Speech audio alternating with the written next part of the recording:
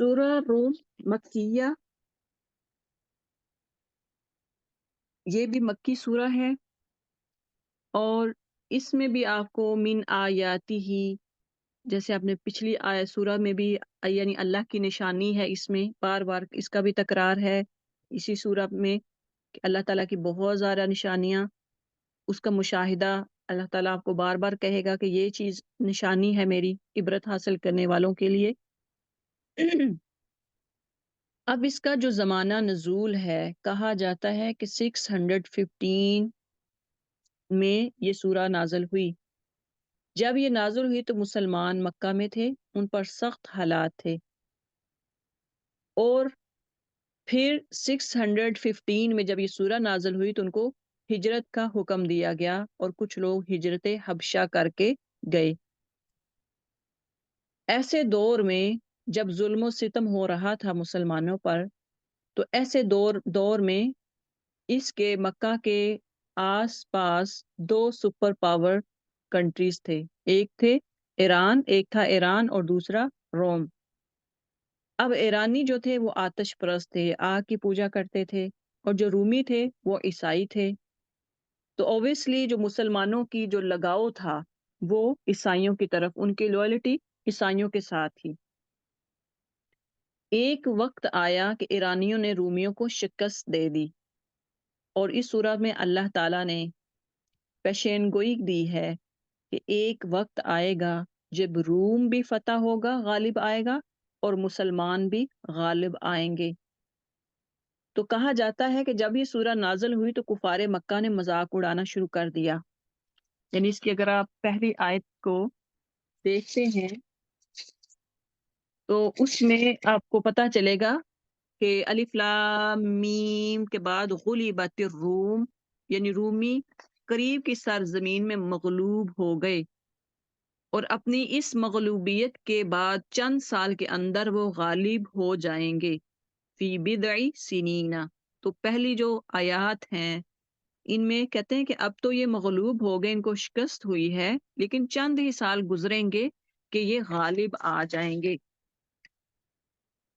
तो कहते हैं कि जब ये सूरह नाज़िल हुई तो मुशरिकीन मक्का ने मजाक उड़ाना शुरू कर दिया कि ये क्या, कि कैसे हो सकता है कि रूम जो है वो फतह हासिल कर ले, कैसे हो सकता है कि मुसलमान कामयाब हों, फतह हासिल कर ले। तो वो कहते थे कि ऐसे ही। अब उनमें से एक ने सहाबी को अपने पास, अब हजरत अबू बकर रजी अल्लाह ताला अन्हु को, यानी उबई बिन जो खलफ था, उसने अबू बकर सिद्दीक रजी अल्लाह ताला अन्हु से शर्त लगाई, अगर 3 साल के अंदर रूमी गालिब आ गए तो 10 ऊंट मैं दूंगा, वरना 10 ऊंट तुमको देने होंगे, यानी तुम मुझे दोगे। जब नबी सल्लल्लाहु अलैहि वसल्लम को इस शर्त का इल्म हुआ तो आपने फरमाया, जब कुरान में है फी बिदई सिनीन, तीसरी आयत में, तो इसका मतलब अरबी में इसका मतलब है कि बिदअ का इतलाक 10 से कम पर होता है, कि 10 से कम साल लगेंगे, यानी 3 सालों में नहीं, 10 साल तक तकरीबन कह लो। आप सल्लल्लाहु अलैहि वसल्लम ने फरमाया कि अगर शर्त लगानी है तो 10 साल की लगाओ और ऊंटों की तादाद भी बढ़ाकर 100 कर दो। यानी अगर उनको यानी रोम जो है वो गालिब ना आया तो 100 ऊंट मैं तुम्हें दूंगा, वरना तुम्हें देने होंगे। चुनाचे अबू बकर ने उबई से फिर बात की और नए सिरे से ये शर्त तय हुई कि 10 साल के अंदर फरीकैन में से जिसकी बात गलत साबित होगी वो 100 ऊंट देगा। कहते हैं कि 622 में इधर नबी सल्लल्लाहु अलैहि वसल्लम हिजरत करके मदीना तशरीफ ले गए और उधर जो कैसर और हरकल खामोशी के साथ वो कुस्तुनतनिया वहां चला गया और वहां जाके तो उसने जो अपनी फौजें हैं उनके साथ तैयारियां शुरू कर दी। तो अभी कहते हैं कि 2023 में हिजरी में, सॉरी सन 2023 में ईसवी में क्या हुआ कि इन्होंने जब तैयारियां शुरू कर दी तो 2024 में इनको फतह हासिल हुई। इन्होंने लड़ाइयाँ की और फिर लड़ाइयाँ करते करते 2027 आया और 2027 में फिर इन्होंने फतह हासिल की। इसी तरह से यानी 10 साल नहीं गुजरे थे, कहा जाता है कि 2029 में कैसर जो है वो मुकद्दस सलीब को उसकी जगह रखने के लिए खुद बैतुल मक़दस गया। यानी उन्होंने ईरानियों को शिकस्त दी और उसी साल नबी सल्लल्लाहु अलैहि वसल्लम उम्रतुल क़ज़ा अदा करने के लिए हिजरत के बाद पहली मर्तबा मक्का मुअज़्ज़मा में दाखिल हुए।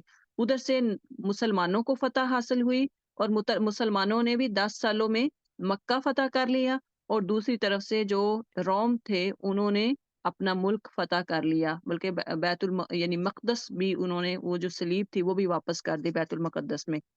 तो उनको भी फ़तह हासिल हो गई। तो 10 साल भी नहीं लगे थे। तो ये सारा वाक़या जो है अल्लाह ताला इसमें बताएँगे शॉर्टली।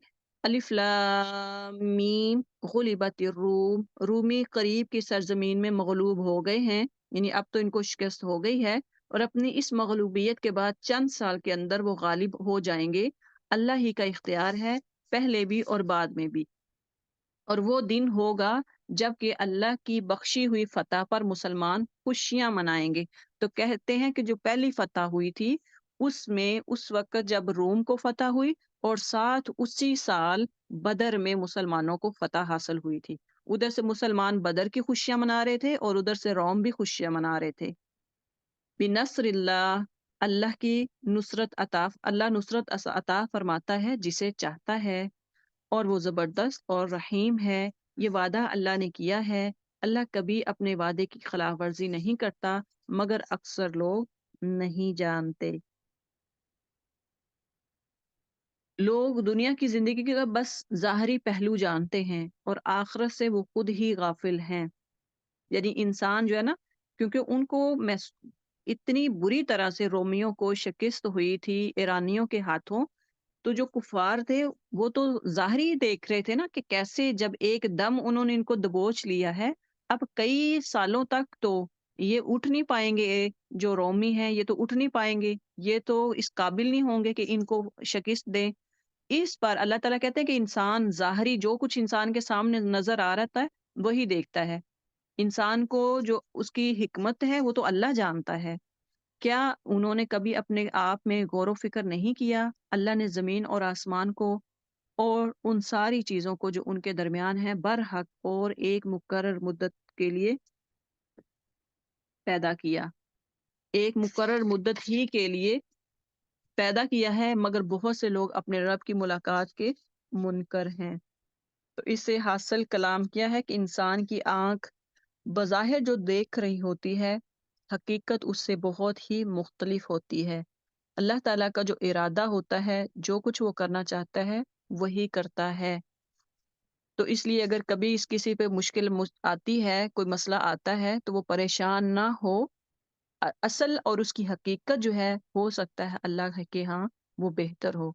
कभी आज़माइश आती है, तकलीफ़ आती है, तो इंसान घबरा जाता है, तो सोच लें हो सकता है उस काम में कोई हिकमत अल्लाह ताला की पोशीदा होगी। और क्या ये लोग कभी ज़मीन में चले फिरे नहीं हैं कि इन्हें उन लोगों का अंजाम नज़र आता जो इनसे पहले गुज़र चुके हैं? वो इनसे ज़्यादा ताकत रखते थे। उन्होंने ज़मीन को खूब उधेड़ा था और उधेड़ा का मतलब है उसको इतना डिग किया था कि उससे घर बनाते थे। और जैसा कि आपने कौमे समूद और आद के बारे में सुना कि वो पत्थरों को तराशते थे और उससे घर बनाते, बड़ी-बड़ी बिल्डिंग्स बनाते। उसे इतना आबाद उन्होंने किया था जितना इन्होंने नहीं किया। और उनके पास उनके रसूल रोशन निशानियाँ लेकर आए, फिर अल्लाह उन पर ज़ुल्म करने वाला ना था, मगर वो खुद ही अपने ऊपर ज़ुल्म कर रहे थे।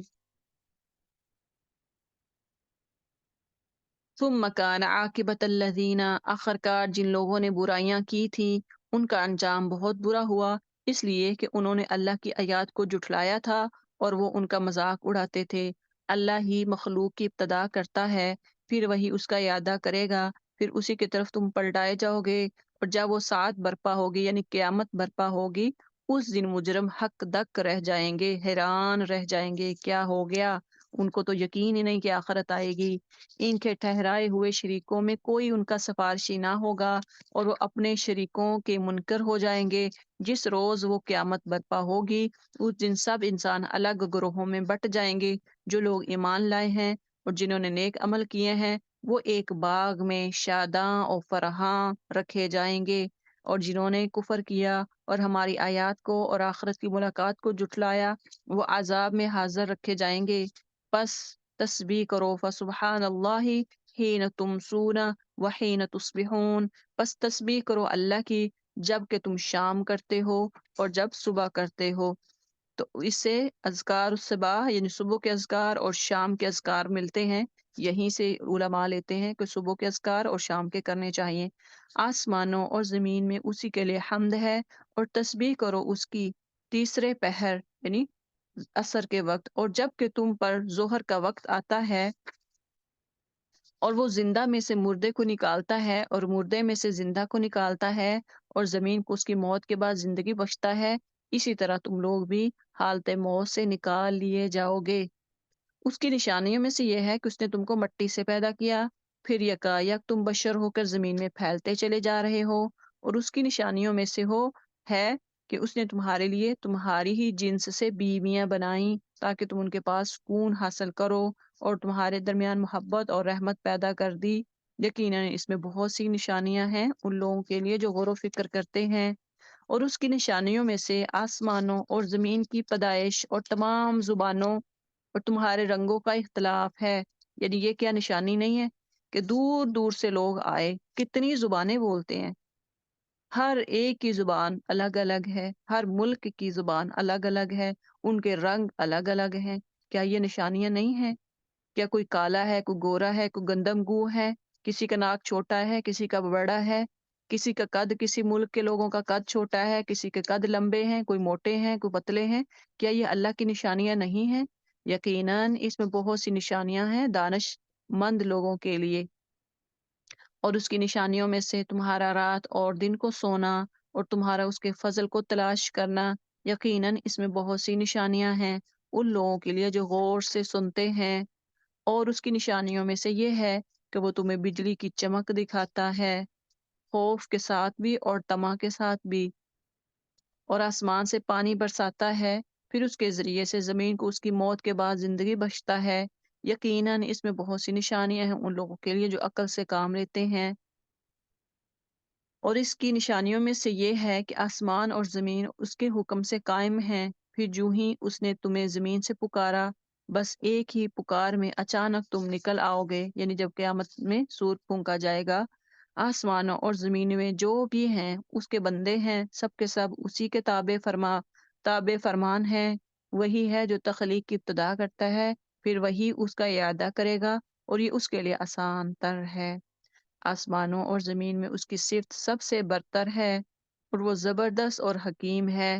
وہ تمہیں خود تمہاری اپنی ہی ذات سے ایک مثال دیتا ہے کہ تمہارے ان غلاموں میں سے جو تمہاری ملکیت میں ہیں، کچھ غلام ایسے بھی ہیں جو ہمارے دیے ہوئے مال و دولت میں تمہارے ساتھ برابر کے شریک ہوں، اور تم ان سے اس طرح ڈرتے ہو جس طرح آپس میں اپنے ہمسروں سے ڈرتے ہو۔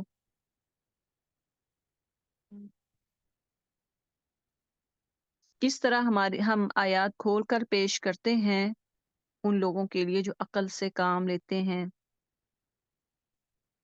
یعنی ایسے غلام۔ اب یہ جو یہاں پہ غلاموں کی مثال دی کہ کیا تمہارے ان غلاموں میں سے جو تمہاری ملکیت میں ہیں، کچھ غلام ایسے بھی ہیں جو ہمارے دیے ہوئے مال و دولت میں تمہارے ساتھ برابر کے شریک ہیں، یعنی اس کی مخلوق میں سے بعض کو خدائی صفات میں تم اتنا ان کو شریک ٹھہراتے تھے، یعنی مشرکین اتنا شریک ٹھہراتے تھے اور ان سے دعائیں مانگتے تھے، ان کے آگے نظریں اور نیازیں پیش کرتے، مراسات ان کو دیتے، مراسم دیتے۔ ان بناوٹی شریکوں کے بارے میں ان کا اصل عقیدہ یہی تھا کہ وہ نہیں کہتے ہیں کہ تلبیح کے الفاظ میں ہم ملتا ہے، یعنی جو خانہ کعبہ کا طواف کرتے وقت وہ زبان سے ادا کرتے تھے، وہ اس موقع پر کہتے تھے لبیک اللہم لبیک۔ جو شریک تھے جب ان کے پاس جاتے، جو بت تھے ان کے پاس حاضر ہوتے، اس وقت یہ الفاظ کہتے تھے۔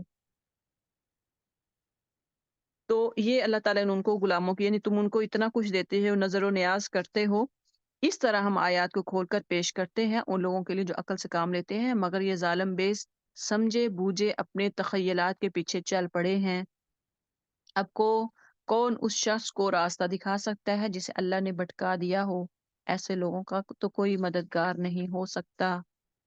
اقیم وجہک للدین حنیفا، بس اے نبی صلی اللہ علیہ وسلم اور نبی کے پیروکاروں، ایک سو ہو کر اپنا رخ اس دین کی سمت میں جما دو، یعنی یہاں پہ اتحاد، ایک ہو جاؤ، جو جو فرقے بنائے ہیں طرح طرح کے فرقے، ان کو ختم کر دو، یعنی اس دین سے مراد وہ خاص دین ہے جسے قرآن پیش کر رہا ہے، جس میں اللہ کی بندگی، عبادت اور اطاعت کا مستحق اللہ وحدہ لا شریک کے سوا کوئی اور نہیں ہے۔ جو بھی صفات ہیں اللہ کی الوہیت اور اللہ تعالیٰ کی جو بھی صفات ہیں وہ کسی اور میں قطعاً نہیں ہو سکتی۔ تو یکسو ہو کر اپنا رخ اس طرف جما دو، یعنی پھر کسی اور طرف کا رخ نہ کرو۔ زندگی کے لیے اس راہ کو اختیار کر لینے کے بعد پھر کسی دوسرے کی طرف نہ جاؤ، نہ پلٹو۔ پھر تمہاری فکر اور سوچ ہو تو مسلمان کی طرح، اور تمہارا پسند اور ناپسند ہو تو مسلمان کی طرح، تمہاری قدریں اور تمہارے معیار ہوں تو وہ جو اسلام تمہیں دیتا ہے، تمہارے اخلاق اور تمہاری سیرت و کردار کا وہ ہو اندازہ جو اسلام تمہیں دیتا ہے۔ تو یہ ہے کہ یکسو ہو جاؤ، ایک سو ہو جاؤ، ایک جیسے ہو جاؤ۔ لا تبدیل لخلق اللہ، اللہ کی بنائی ہوئی ساخت بدلی نہیں جا سکتی۔ یہاں پہ دو مفہوم علماء جو ہے نا اس سے دو مفہوم لیتے ہیں۔ ایک تو یہ ہے کہ اللہ کی جو مخلوق ہے وہ تبدیل نہیں، یعنی ان کی جو فطرت ہے، نیچر ہے، اس کو کوئی تبدیل نہیں کر سکتا، ٹھیک ہے۔ اللہ کی جو اللہ نے جو کسی انسان میں فطرت رکھی ہے اس کو کوئی نہیں بدل سکتا، یعنی خدا نے انسان کو اپنا بندہ بنایا اور اپنی ہی بندگی کے لیے پیدا کیا، یہ ایک نیچرل ہے۔ یہ ساخت کسی کے بدلے نہیں بدل سکتی، نہ آدمی بندے سے غیر بندہ بن سکتا ہے اور نہ کسی غیر، یعنی یہ نہیں ہے کہ ایک بندے کو اللہ نے پیدا کیا تو فطرت اس کا کیا ہے، بندگی کرنا، اس کی عبادت کرنا، لیکن اب وہ خود رب بن کے آ جائے تو یہ غیر فطرتی ہوگا، اس کو بدلنا گناہ ہے۔ انسان خواہ اپنے کتنے ہی معبود بنا بیٹھے، لیکن یہ جو اٹل ہے کہ وہ ایک خدا کے سوا کسی کا بندہ نہیں ہے۔ دوسرا جو مفہوم ہے یا اس کا ترجمہ ہے وہ یہ کیا جاتا ہے کہ اللہ کی بنائی ہوئی ساخت میں تبدیلی نہ کی جائے، یعنی اللہ نے جس طرح جس فطرت پر انسان کو پیدا کیا ہے اس کو بگاڑنا اور اس کو مسخ کرنا درست نہیں ہے۔ یعنی جس طرح کہ آج کل فزیکل سرجری، کاسمیٹک سرجری کرنا اور اپنا چہرہ، اپنی باڈی کو شیپ دینا، یہ جائز نہیں ہے۔ ہر وہ طریقہ جو کہ ریورسیبل نہ ہو، یعنی سرجری سے تو دوبارہ وہ اسی شکل میں انسان نہیں لوٹ سکتا، تو ہر وہ طریقہ جو ریورسیبل نہ ہو اس کو اسلام میں اجازت، اس کی اسلام میں اجازت نہیں ہے۔ ہاں سوائے جو میڈیکل ایشوز ہوتے ہیں، اگر انسان کی جان کو خطرہ ہو تو ایسے کاموں کے علاوہ باقی جو کاسمیٹک وغیرہ سرجری ہوتی ہے یا اس کے علاوہ وہ جائز نہیں ہے۔ آگے فرمایا وَلَٰكِنَّ أَكْثَرَ النَّاسِ، لیکن اکثر لوگ نہیں جانتے،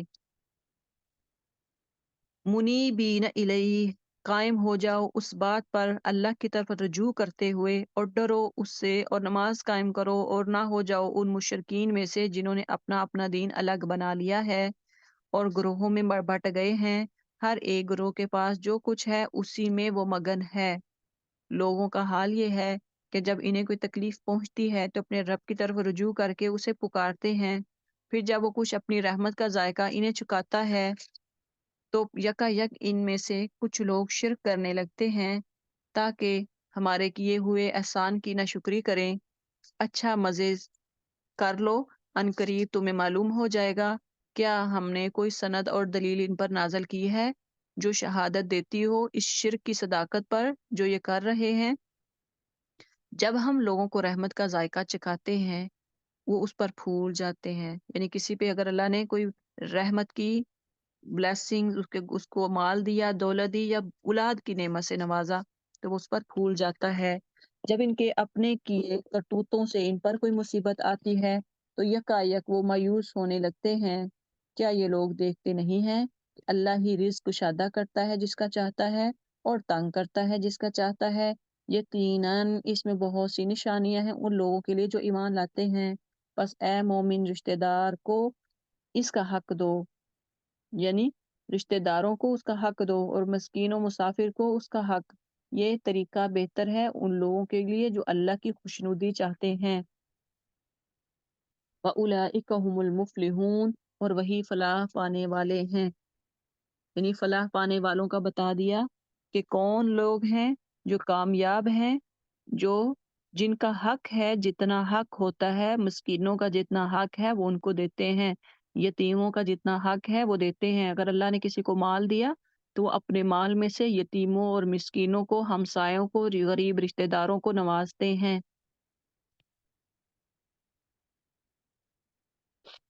وما آتیتم من ربا، جو سود تم دیتے ہو تاکہ لوگوں کے اموال میں شامل ہو کر وہ بڑھ جائے، اللہ کے نزدیک وہ نہیں بڑھتا۔ اب اس میں ایک تو اس میں جو سود کی مذمت بیان کی گئی ہے، اس میں صرف اتنی بات کی گئی ہے کہ تم لوگ تو سود یہ سمجھتے ہو کہ جس کو ہم یہ زائد مال دے رہے ہیں اس کی دولت بڑھے گی، لیکن در حقیقت اللہ کے نزدیک سود سے دولت کی افزائش نہیں ہوتی بلکہ زکوٰۃ سے ہوتی ہے۔ علماء نے بھی اس کے مختلف تفسیر کی ہے۔ کچھ اسکالرز یہ کہتے ہیں کہ یہاں ربا سے مراد سود نہیں ہے جو شرعاً حرام کیا گیا ہے نا، جو سود کی پہلی آیات آپ نے پڑھی یہاں پہ نہیں، سورہ بقرہ میں، بلکہ وہ عطیہ یا ہدیہ ہے۔ یعنی یہاں سے مراد سود نہیں بلکہ تحفہ ہے، جو ہم لین دین کرتے ہیں، کسی کے گھر میں جانا ہو تو کہتے ہیں کچھ لے کے جائیں تو جائیں گے، جو اس نیت سے دیا جائے کہ لینے والا بعد میں اس سے زیادہ واپس کرے۔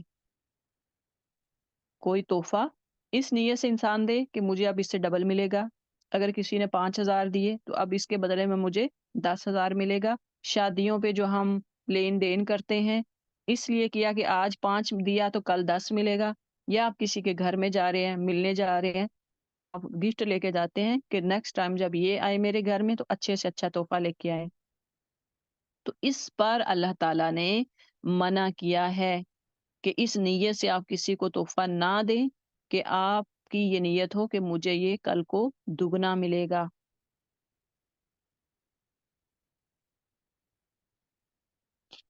دوسرا جو گروہ ہے ان کی رائے یہ ہے کہ یہ ربا جو شریعت نے حرام کیا ہے یہ اس کے بارے میں ہے۔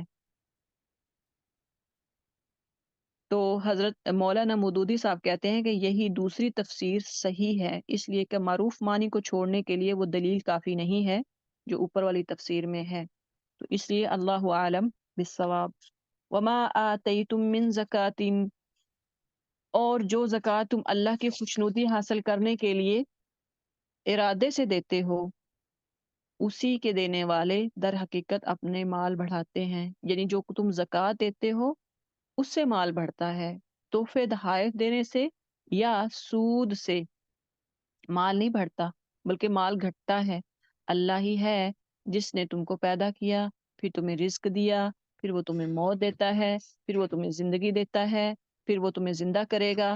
کیا تمہارے ٹھہرائے ہوئے شریکوں میں کوئی ایسا ہے جو ان میں سے کوئی کام بھی کرتا ہو، جو کسی کو پیدا کرتا ہو یا موت دیتا ہو یا پھر دوبارہ اٹھا سکتا ہو؟ کیا تم میں سے ایسا کوئی ہے؟ پاک ہے وہ، بہت بالا و برتر ہے اس شرک سے جو یہ لوگ کرتے ہیں۔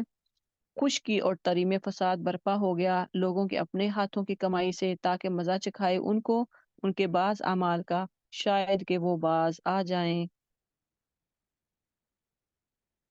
اے نبی صلی اللہ علیہ وسلم، قل سیروا فی الارض فانظروا کیف کان عاقبۃ الذین من قبل، ان سے کہو کہ زمین میں چل پھر کر دیکھو پہلے گزرے ہوئے لوگوں کا کیا انجام ہو چکا ہے، ان میں سے اکثر مشرک ہی تھے۔ بس اے نبی صلی اللہ علیہ وسلم، اپنا رخ مضبوطی کے ساتھ جما دو اس دین راست کی سمت میں، قبل اس کے کہ وہ دین آئے جس کے ٹل جانے کی کوئی صورت اللہ کی طرف سے نہیں ہے۔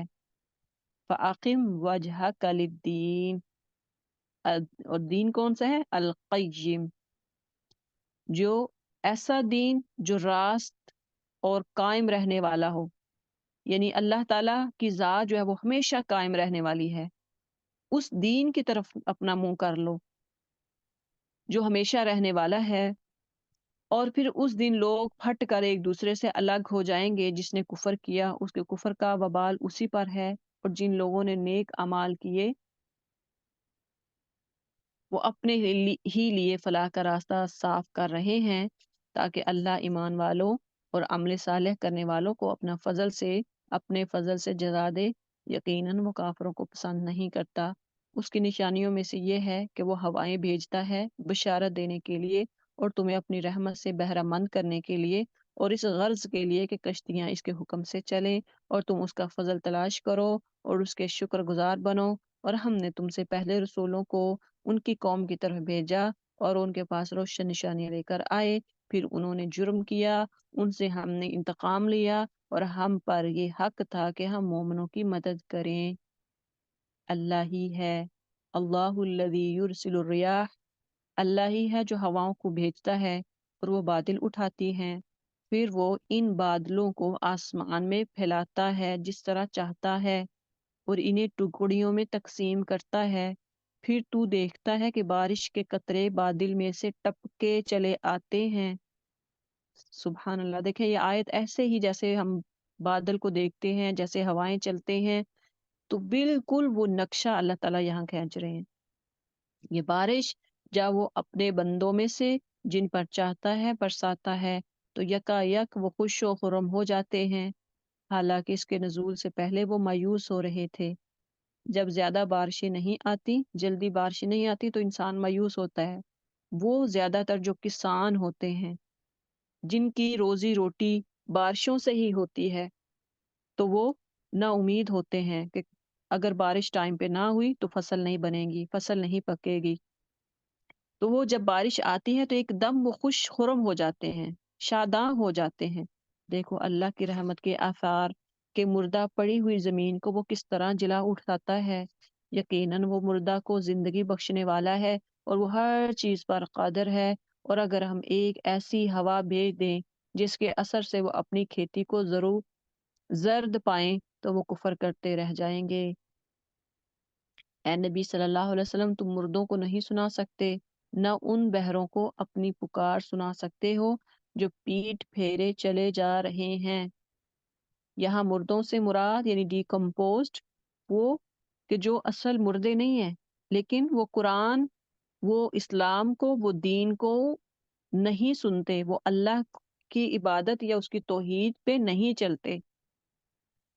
تو اللہ نے اس کی مثال جو ہے یعنی اس کو بھی کس کے ساتھ دی ہے؟ مردے کے ساتھ۔